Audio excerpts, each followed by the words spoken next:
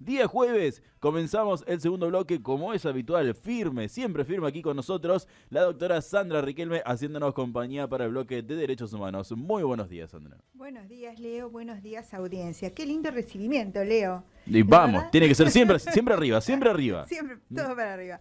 Bueno, Leo, ¿qué traje para hoy? Hoy Bueno, hoy estamos, continuamos. claro, en la continuación. La semana pasada hablamos sobre la diversidad cultural, sobre bueno, lo que fue la conquista y las diferentes actividades que se realizaron en nuestro país en cuanto a la invasión cultural que hubo por parte europea. Y hoy estamos en el Día de la Diversidad Cultural, así que supongo que vamos a tener justamente la continuidad de esto. Muy bien. Me encanta, Leo, pues sos un excelente interlocutor. Hice la tarea. Mira, te acordás de todo. Bueno, hoy vamos a hablar precisamente del respeto hacia la diversidad cultural. Bien. Una cuestión que, la verdad, es muy compleja, que no es nada fácil y que encontramos permanentemente barreras u obstáculos para que realmente se pueda hacer un ejercicio de las diversas culturas en nuestra sociedad.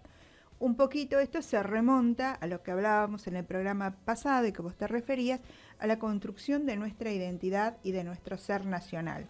¿Cómo nos construimos? ¿Quiénes pensamos que somos? ¿Sí?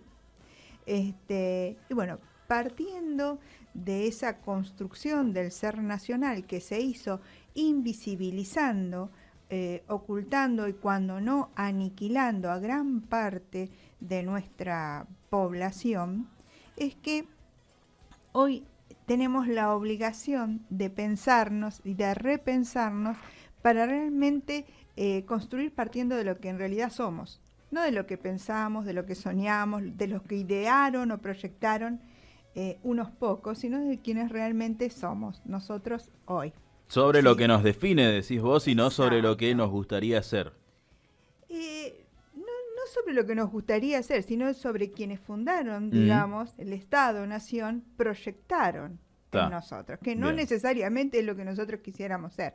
Ese imaginario colectivo, ese sentimiento de nacionalidad que nos inculcaron, que nos metieron blanqueándonos, ¿sí? Entre comillas, ¿no? Esta expresión, ocultando y invisibilizando nuestras raíces, ¿sí? Pretendiendo que los argentinos bajamos o descendimos de los barcos y desconociendo toda la diversidad y la riqueza cultural que ya había sobre estas tierras. Claro. Porque de eso se trata.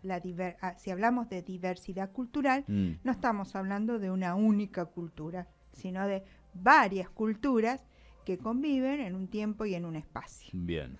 Este proceso no fue pacífico ni fue respetuoso a lo largo del tiempo, pero bueno, es hora de revertirlo. En realidad desde hace muchos años que se viene con este paradigma de respeto de los derechos humanos y el paradigma del respeto a la diversidad cultural y que supone, por supuesto y sobre todo, el respeto por los derechos de los pueblos indígenas y de los afrodescendientes que fueron los más castigados en este proceso de invisibilización. Exactamente. ¿Sí? Así que la propuesta de hoy es cómo podemos ir deconstruyendo, si hablamos de construcción, imaginemos una construcción de un ser nacional, de una identidad nacional, y que vemos que ha invisibilizado, que en cierta medida ha sido una construcción errónea o por lo menos parcializada de nuestra identidad. ¿Cómo hacemos para modificar eso? Y vamos a tener que sacar algunos ladrillos, vamos a tener que deconstruir, ¿sí? Para no decir derribar, que la verdad que en procesos socioculturales es muy difícil, ¿sí?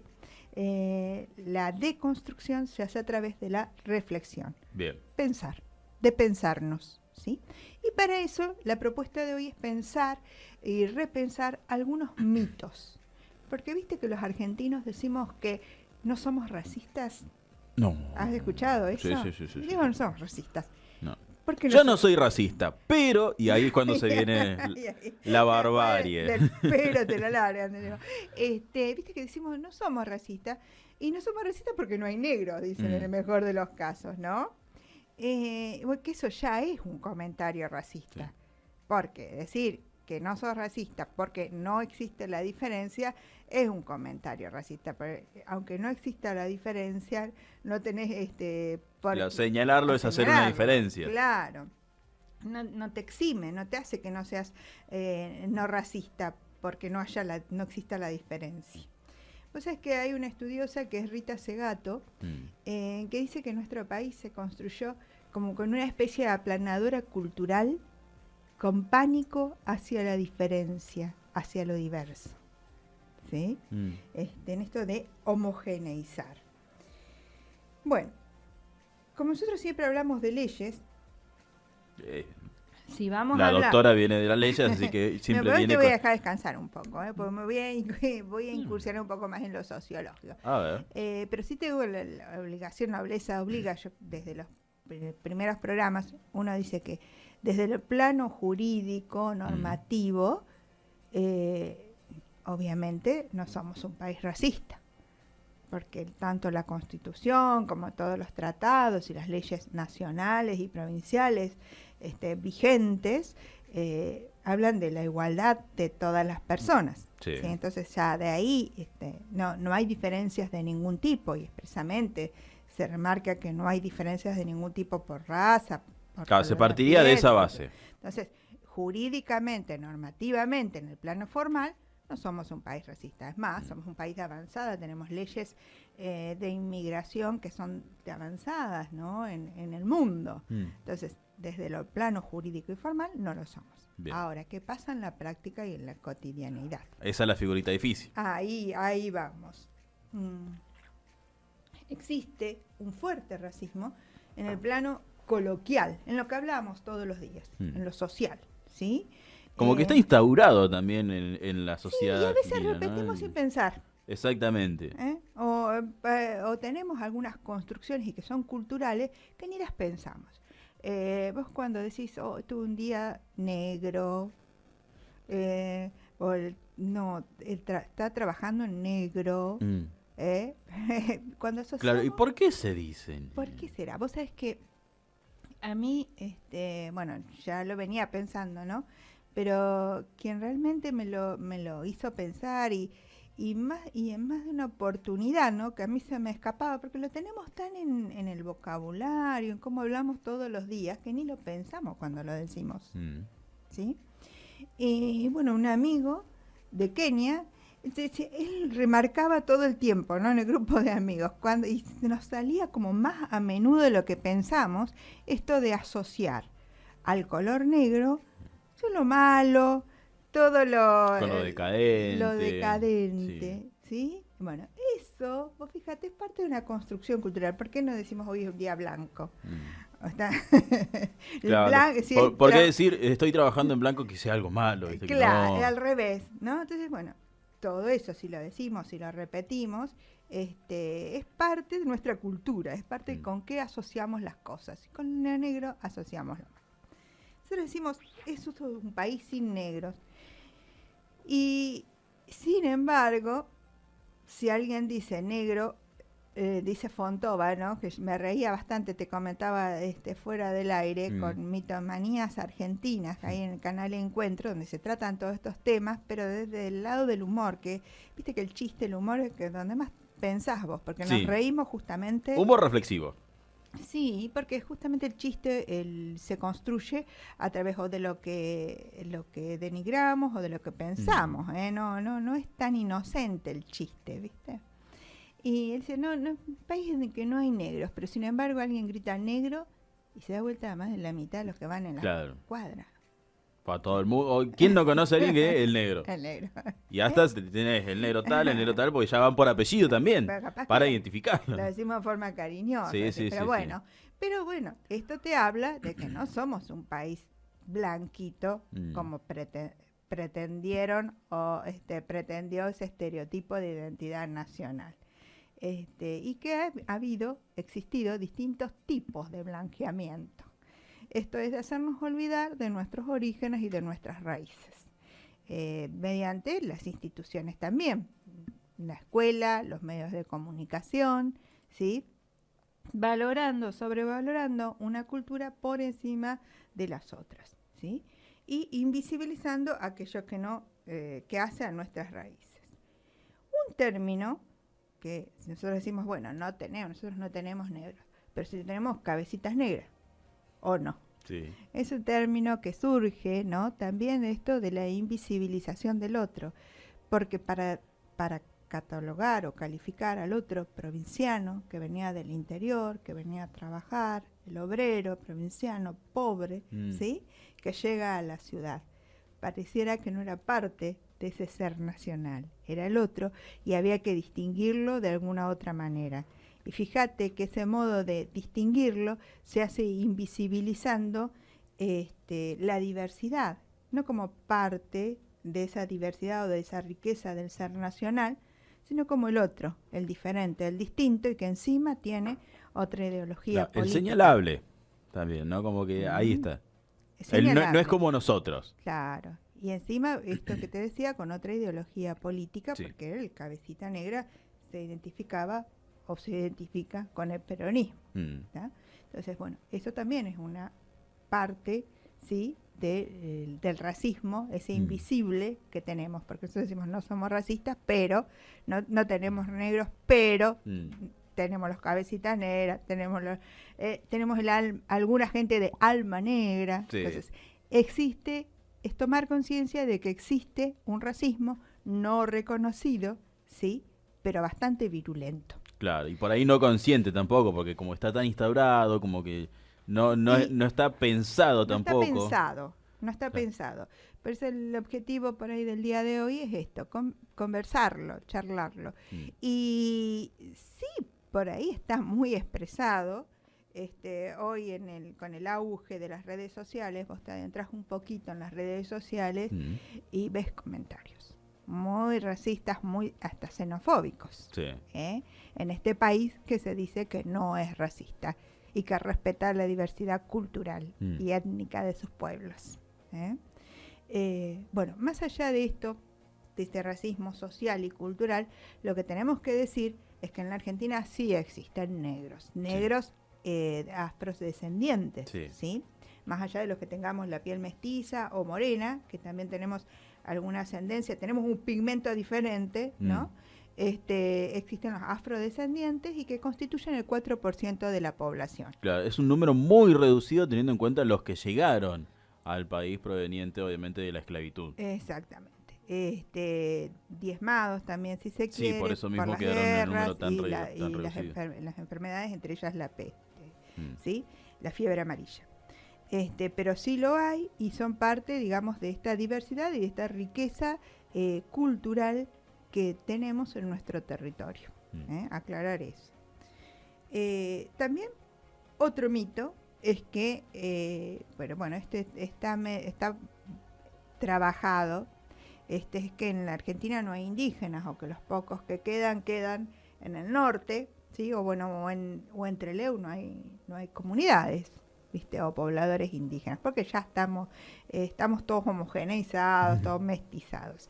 Y esto no es así. Bueno, y últimamente lo que se dice, bueno, pero en la cordillera, nosotros acá tenemos, sí, pero en la cordillera. Y ahora le ponemos, pero no son argentinos, porque estos son los que vinieron de Chile. Claro, entonces, sí. Fíjate cuánto hay de racismo, de xenofobia, de todo un poco mezclado. ¿Sí? Bueno, y algo que se popularizó últimamente con todo lo que se está viviendo en la ciudad de Esquel principalmente, bueno, en Loft de Cuyamen, es cuidado que son peligrosos. Y son peligrosos. Claro, porque ha habido una campaña de parte de los medios, porque esto se ha visto, se ha podido comprobar, de calificarlos a todos directamente como peligrosos pertenecientes a un grupo terrorista prácticamente. Exacto. Podría decirse. Se criminaliza. Exactamente. Lo diferente se criminaliza y aparte cuando sale del estereotipo, porque no todo el indígena es considerado peligroso para los medios de comunicación. Es peligroso el que reclama, el que reivindica derechos. Sí, sí. Porque estamos acostumbrados al estereotipo, a ese blanqueamiento, ¿no? Que del pueblo sumiso. Claro, no importa, no hace nada, déjalo ahí. Claro, que no reclama, que acepta, se resigna a ese destino. Cabizbajo dice que sí. Claro, ese destino que se le ha asignado, ¿no? Entonces, bueno, vale tu aclaración, Leo. El 56%, según el último censo de la población argentina, y este número va en aumento, tiene y se reconoce con ascendencia indígena. ¿Sí? Bien. Entonces, acá hay que también tener en cuenta que a veces los datos, cuando nosotros vamos a los datos de los primeros censos, también desde allí se invisibilizó la naturaleza o la composición étnica de nuestra población, porque no se censaba. Bien determinada zona, los primeros censos, que la zona de la Patagonia no se censaba, porque justamente eran pueblos indígenas que no respondían al Estado argentino. Ya, están ocupando nuestras tierras, pero no son nuestras. Claro, no se censaban directamente, entonces desconocemos la cantidad de pobladores originarios en ese entonces, pero sí de que existían. Claro, estaban, sí. Bueno, hay otros países que han optado por justamente por integrar o por reconocer esa raíz o esa matriz indígena en su población. Brasil, por ejemplo, es un país que se reconoce como mestizo. Sí. Vos fíjate que de todas las opciones, nosotros, Argentina, eligió el otro mito, ¿no? El mito de que nuestros antepasados descendieron de los barcos. Sí, algunos sí, pero no todos. Claro. Una gran porción que nuestros antepasados no descendieron de ningún barco, estaban acá, en estas tierras. Sí. Bueno, para dejar claro, para ir pensando y repensando. ¿Cómo estamos con el tiempo? Estamos y media, ya estamos pasaditos. ¿Estamos para una tanda? A ver, ¿querés que...? Bueno, dale, vamos a una tanda y continuamos con 2 mitos más.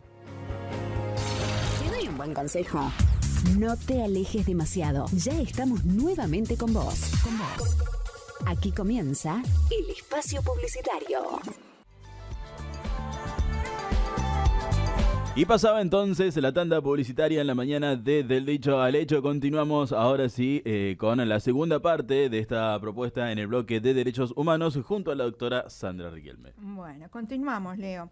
Estábamos analizando algunos mitos, esto como que en la Argentina no hay negros, como que tampoco tenemos pueblos indígenas, como que bajamos de los barcos, todos mitos, ¿no? Que en realidad tenemos que pensar, deconstruir, porque son el origen de que realmente no seamos tan respetuosos con la diversidad cultural como pregonamos y como pregona el día de hoy, ¿no? Exactamente. El Día del Respeto. Bueno, otro pensamiento, ¿no? que está muy instalado es que faltan políticas de integración como para formar el verdadero ser nacional, como homogeneizar. Esto está totalmente en contraposición, en las antípodas del pensamiento del respeto a la diversidad. Sin embargo, se da, ¿sí? Esto de querer asimilar al otro, a la cultura que es dominante o predominante y considerada valiosa, ¿sí?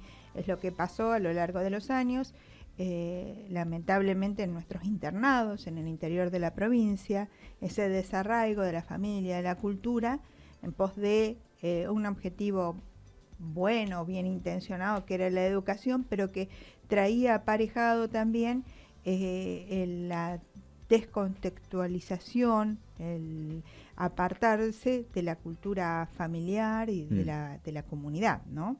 Pero vos fíjate qué culturas fuertes, ¿no? Qué raíces fuertes que han podido subsistir, sobrevivir, es más, tomar con más fuerza, ¿no? La propia cultura. Claro. No se ha conseguido el propósito. Afortunadamente no se consiguió. Claro, la sumisión no fue. Así que, bueno, eso por un lado destacar y también trasladarlo en la actualidad a lo que ocurre con los inmigrantes de los países limítrofes, ¿no? Vos fíjate que también tenemos categorías dentro de los inmigrantes, en esto de valorar una cultura, una etnicidad por sobre otras, valoramos el inmigrante extranjero y no al de los países limítrofes, es el menos deseado. Sí. Cuando tenemos una gran... El que viene de otro continente, sí. Claro, tenemos una gran porción de inmigración que es de países limítrofes, ¿no? El chileno, boliviano, paraguayo, uruguayo, brasileño, ¿sí? Y dentro de todas estas nacionalidades, algunas que son más estigmatizadas que otras. Por ejemplo, en nuestra zona, digamos como que dentro del lamentablemente, ¿no? Dentro de ese ranking de discriminación o de apartamiento, la nacionalidad boliviana ocupa, digamos, ese lugar, ¿no? Sí. De mayor discriminación. Y fíjate cómo funcionan estos mecanismos racistas, ¿no? Que es considerado boliviano no solo la persona nacida en Bolivia, sino también a sus hijos nacidos en la Argentina. Por ¿no? la descendencia. Sí, es como que no dejan por el otro, ¿no? Claro, sí, son sí. argentinos que tienen ascendencia en sus papás de la nacionalidad boliviana, pero son chicos nacidos acá, son argentinos. Y se continúa con el estereotipo y la estigmatización, ¿sí? Esto a veces lamentablemente se ve hasta en las mismas escuelas, ¿no? Cuando se estigmatiza al niño que por sus características o porque es más callado, o sea, cualidades positivas estas, ¿no? Más quieto, más callado, que no habla tanto, pero también aquellas negativas como se lo estigmatiza o como vago, como sucio, bueno, en fin. Se va contribuyendo a crear un estigma, una marca sobre esa persona. Lo que muchos psicólogos hablan de la profecía autocumplida. Tanto te lo dicen, tanto te tratan de esa manera, tanto te marcan, que no te queda otro remedio que ser, si no tenés la suficiente fortaleza, si no te abriste los ojos a tiempo, de ser como te dijeron que tenías que ser. Entonces, bueno, el peligro de esto y de, bueno, pensar y de reflexionar, sobre todo quienes tienen una responsabilidad pública, en este caso la escuela, los docentes, respecto de estos temas. A veces decimos, no, pero nosotros no somos racistas, nosotros no estigmatizamos, y a veces las prácticas hacen que descubramos que ahí está la mirada, la práctica racista, en ese pensamiento nada más de tratar diferente a esos chicos por tener esa ascendencia de nacionalidad, en este caso boliviana. Claro. Así que bueno, a pensarlo y a mirar. Con respecto a los migrantes de países limítrofes, también hay unos cuantos mitos que circulan. Uno de ellos, en lugar de relacionarlos con la ampliación de la diversidad cultural, o sea, que vienen a enriquecer nuestro patrimonio cultural, abrir nuestras cabezas, a enriquecernos como país, como sociedad, nosotros vemos lo negativo, ¿sí? Lo asociamos con un menoscabo a nuestras posibilidades económicas. Entonces, ¿qué se dice? Y bueno, que viene a quitarnos el trabajo, que hay menos trabajo porque hay mucha más migración. Y vos fíjate que si uno entra a analizar realmente estadísticas y ver los números y a ver las características de qué empleos o cómo era la relación empleo del trabajador migrante con en la estructura económica de la Argentina, en realidad a poco de empezar a profundizar en estos temas, te das cuenta de que la influencia o que esto de que no haya empleo, el desempleo, el crecimiento de las tasas de desempleo, no tiene que ver con que vengan más personas migrantes a nuestro país, sino con la matriz económica del país. Porque el migrante, más el de zona limítrofes, nunca vino a competir con el trabajador argentino. Se ocupó de esos trabajos que el argentino no quería hacer. Claro. ¿A qué nichos laborales ocupaba? Y el de la construcción, el del empleado de casas particulares, antes dicho el servicio doméstico, ¿sí? Esos trabajos que el argentino no quería hacer. Entonces, no era una matriz competitiva, sino una complementaria. Y si hoy se está diciendo que ocupan estos puestos de trabajo, es porque el argentino, dada la escasez de trabajo, está buscando en esos trabajos. Es el argentino que está compitiendo en ese caso con ese nicho laboral que siempre fue ocupado mayoritariamente por la persona migrante. ¿Sí? Sí. Bueno, otro mito es asociarlo con la delincuencia, y acá también, si vos entrás a profundizar en números, te das cuenta que hay confusión a veces con los datos. porque lo que se releva a veces son personas detenidas, y entonces sí da un porcentaje como muy alto, ¿no? O alto por lo menos, y no de condenados, que es cuando vos estás condenado, que es porque lo decidió el juez, porque se comprobó que hubo un delito y que esa persona es responsable de ese delito. Claro, ¿no? Pero si vos revisás las cifras del detenido, y ahí también, ojo, porque también ahí te podés cruzar con algún tipo de estereotipo o prejuicio de las mismas fuerzas policiales. Ante ante varios sospechosos sobre quién recae la mayor sospecha. Y si estamos cruzados por estos paradigmas racistas, no te sorprenda que recaiga sobre el inmigrante. Más si es oscurito o de países limítrofes, de ascendencia indígena. Sí. Entonces, bueno, son cuestiones como para ir pensando y para ir viendo. Y finalmente, esto de destacar, que creo que el programa anterior lo cerramos de la misma forma, esto de que el respeto a la diversidad cultural es una obligación, ¿sí? Que supone el respeto a derechos. La cultura es un derecho, el derecho a ejercerla libremente. Esto de que no hay culturas superiores e inferiores y que todas están en un plano de igualdad, de reconocer al otro, de tender puentes de diálogo, de conocerlo, ¿sí? Y bueno, a veces darse la oportunidad de dialogar, y vamos a ver que la otra persona no es tan distinta como pensamos que lo es por su color de piel o por su origen. Darse la posibilidad de conocerse. Conocerse. El mensaje de hoy es ese. Bueno, invitarlos, porque afortunadamente tenemos charlas y muy lindas en nuestra zona.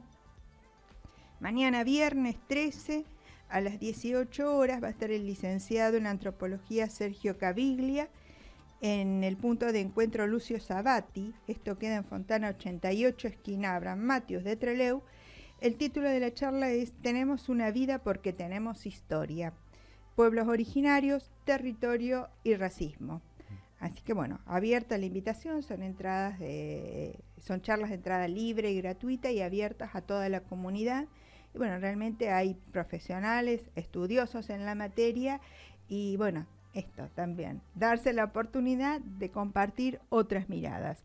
No repetir como loros aquellos que los medios de comunicación, no todos afortunadamente, pero la gran mayoría de los medios de comunicación masiva nos tiran, o las redes sociales también. No reproducir como loros cuestiones sin conocerlas, sin saberlas, sin haberlas estudiado. Tenemos la oportunidad de estar con estudiosos. Escuchemos. Perfecto. Bueno, gracias, Leo. No, a vos por estar una vez más otro jueves con nosotros, Sandra. Nos volvemos a reencontrar la semana próxima, entonces. Así es. Perfecto, próxima semana a partir de las 10 de la mañana con un nuevo bloque de Derechos Humanos en la mañana de Del Dicho al Hecho.